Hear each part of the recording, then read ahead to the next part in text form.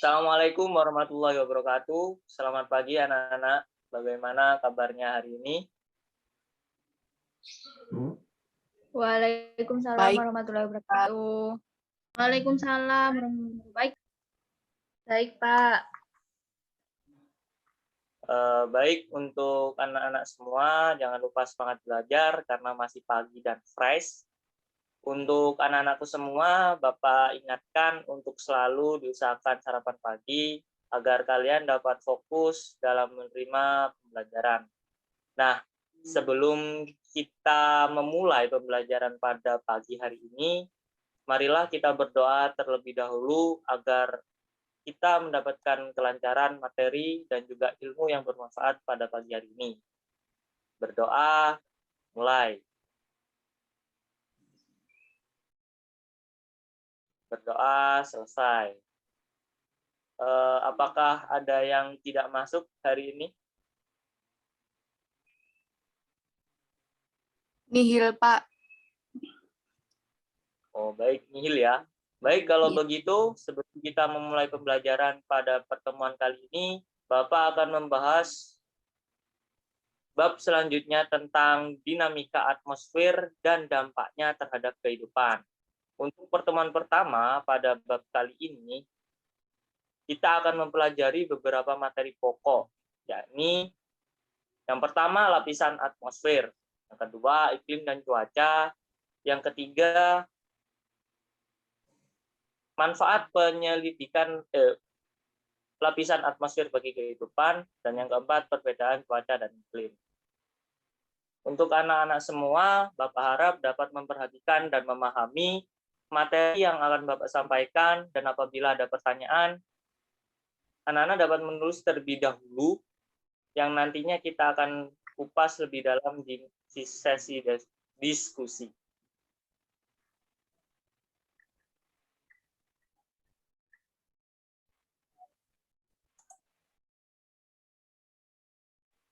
Oke, kita mulai saja.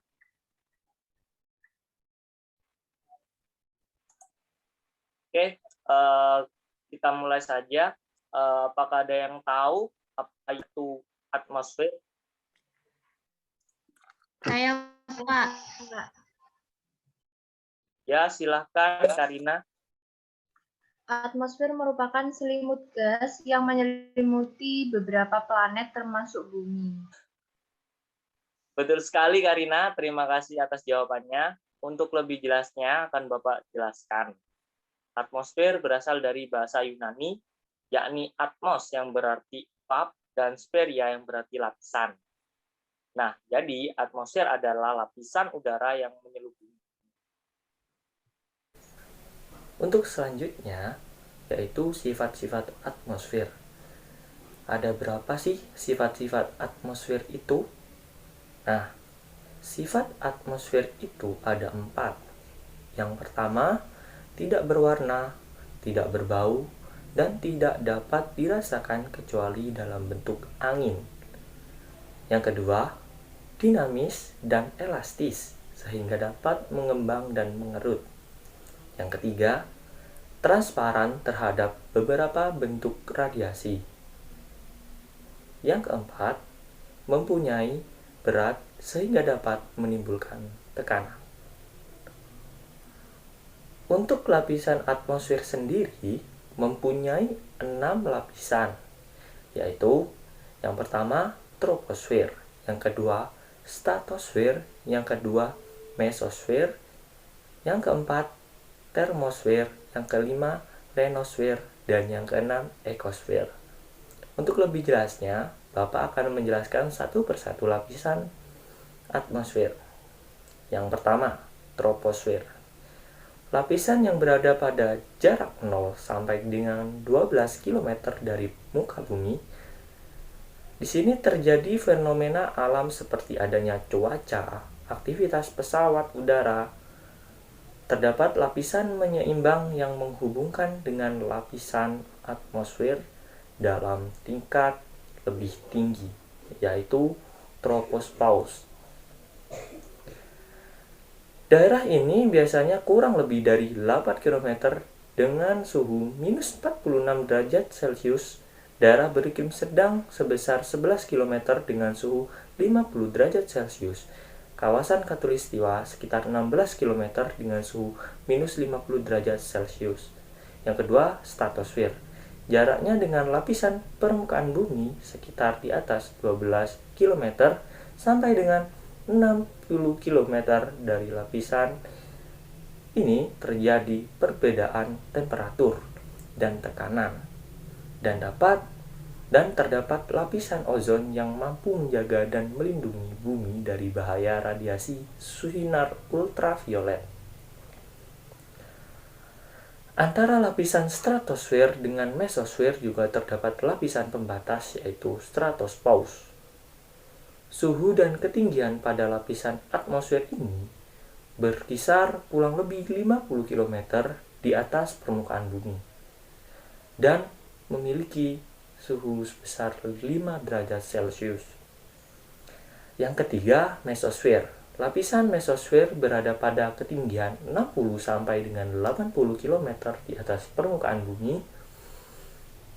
Ini berfungsi sebagai pelindung dan penyelamat bumi dari jatuhnya benda-benda langit seperti meteor. Suhu di lapisan ini berkisar antara minus 50 derajat Celcius sampai dengan 70 derajat Celcius. Bagian mesosfer yang berbatasan langsung dengan termosfer adalah lapisan mesopause. Dan yang keempat, termosfer.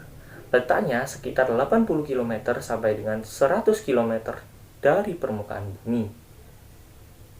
Pada lapisan ini terdapat proses ionisasi pada atom-atom serta molekulnya yang menghasilkan cahaya warna-warni di angkasa, yaitu aurora. Dan dari segi kondisi suhu dan temperatur pada lapisan ini berkisar antara 40 derajat Celcius sampai dengan 1232 derajat Celcius. Yang kelima, ionosfer. Lapisan yang berjarak dari permukaan bumi sekitar 100 km sampai dengan 800 km. Pada lapisan ini, semua atom dan molekul udara yang ada mengalami proses ionisasi yang menyebabkan lapisan ini bermuatan listrik akibat adanya proses dan kegiatan ionisasi. Untuk jaraknya berkisar dari permukaan bumi, yakni sekitar 100 km sampai dengan 400 km. Di sini terjadi proses pemantulan gelombang radio yang berasal dari bumi. Dan yang keenam, ekosfer. Lapisan atmosfer paling jauh dari bumi yang memiliki rentang jarak antara lain 800 km sampai dengan 3260 km. Di lapisan ini terjadi banyak interaksi dan hubungan antara gas-gas yang ada di dunia dan luar bumi, serta gas-gas yang membentuk atmosfer bumi. Oke, untuk yang selanjutnya adalah manfaat atmosfer bagi kehidupan. Apa aja sih manfaat atmosfer bagi kehidupan? Yang pertama, sebagai sarana prasarana dan pembakaran. Yang kedua, memungkinkan terjadinya awan karena udara mengandung uap air yang mengembun, membentuk, menghasilkan awan dan hujan. Yang ketiga, sebagai perlindungan manusia dari sengatan sinar matahari.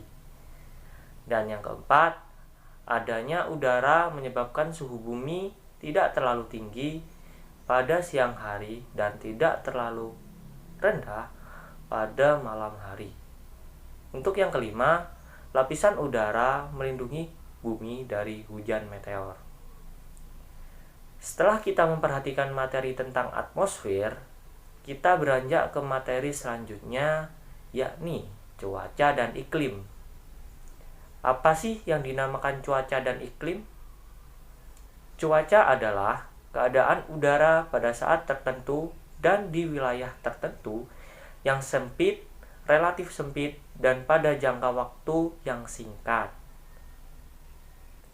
Sedangkan iklim merupakan keadaan cuaca rata-rata dalam waktu 1 tahun yang penyelidikannya dilakukan dalam waktu yang lama, seperti minimal 30 tahun, dan meliputi wilayah yang luas.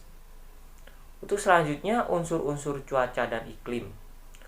Untuk yang pertama, cuaca, yaitu yang pertama memiliki suhu, memiliki tekanan udara, kelembapan, sedangkan udara, angin, cuaca hujan, awan-awan.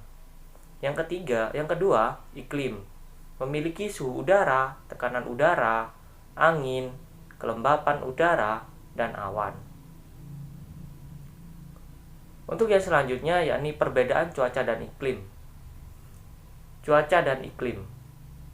Cuaca memiliki rentang waktu pendek, sedangkan iklim memiliki rentang waktu yang panjang.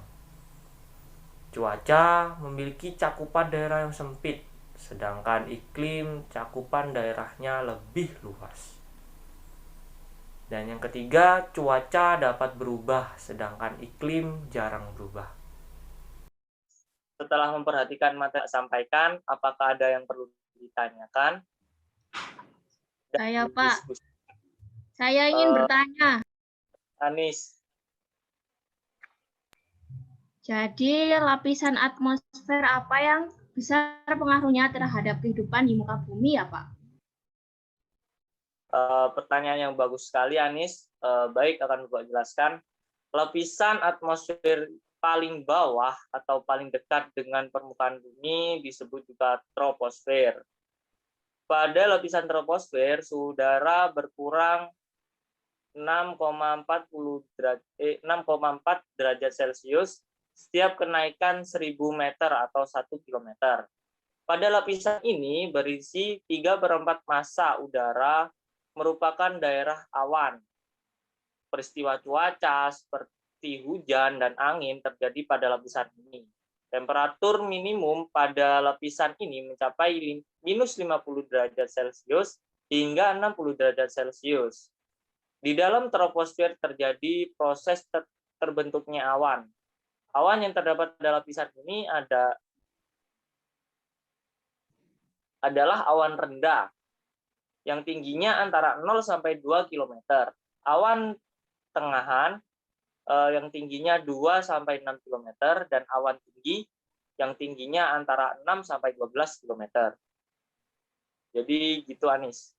Terima kasih, Pak, atas penjelasannya. Baik, sama-sama, Anis. Adakah yang ingin bertanya lagi? Saya, Pak. Ya, silakan, Karina.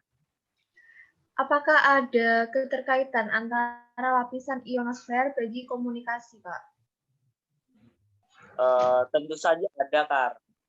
Lapisan ionosfer bermanfaat bagi komunikasi. Hal ini dikarenakan dapat memantulkan kembali gelombang radio. Jadi untuk fungsinya itu untuk memantulkan kembali gelombang radio yang dari bumi. Tuh, Karina. Oh, begitu ya, Pak. Terima kasih atas penjelasannya, Pak. Sama-sama, Karina. Adakah yang ingin bertanya lagi? Saya, Pak. Jadi begini, apakah ada keterkaitan antara atmosfer dengan efek rumah kaca, Pak? Pertanyaan yang bagus, Vika. Sebagai energi dari matahari yang dipantulkan kembali ke luar angkasa, diserap oleh gas rumah kaca dan diarahkan ke berbagai area. Hal ini menyebabkan pemanasan pada bagian bawah atmosfer dan permukaan bumi itu sendiri. Tanpa efek ini, bumi akan lebih dingin 30 derajat Celcius dan tidak sesuai untuk makhluk hidup. Emisi yang dikeluarkan oleh industri dan pertanian menambah tebal gas rumah kaca ini. Dengan semakin tebalnya gas rumah kaca, energi matahari yang diserap semakin banyak. Inilah yang membuat temperatur bumi berubah panas.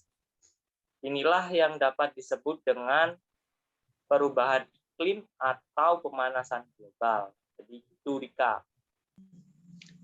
Oh iya Pak, terima kasih. Sama-sama Rika.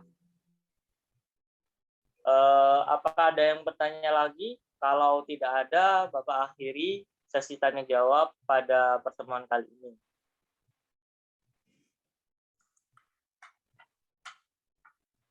Sudah tidak ada ya?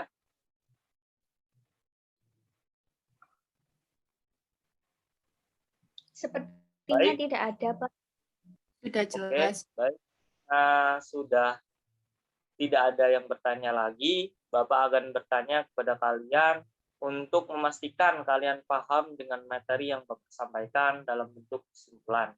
Mungkin untuk Karina bisa menyampaikan kesimpulan pada pembelajaran kali ini. Baik, Pak.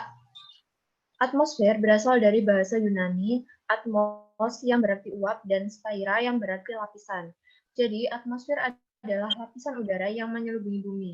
Untuk lapisan atmosfer sendiri terdiri dari 6 lapisan, yaitu troposfer, stratosfer, mesosfer, termosfer, ionosfer, dan eksosfer. Lapisan-lapisan tersebut sangat penting dan berpengaruh penting pada aktivitas di bumi. Seperti itu, Pak. Baik, terima kasih Karina atas kesimpulannya. Saya rasa pertemuan pada pagi hari ini sudah cukup. Untuk penugasan pada pertemuan ini sudah saya upload di Google Classroom yang dapat anak-anak semua kerjakan dengan deadline yang sudah ditentukan. Apakah sudah jelas terkait penugasan, anak-anak?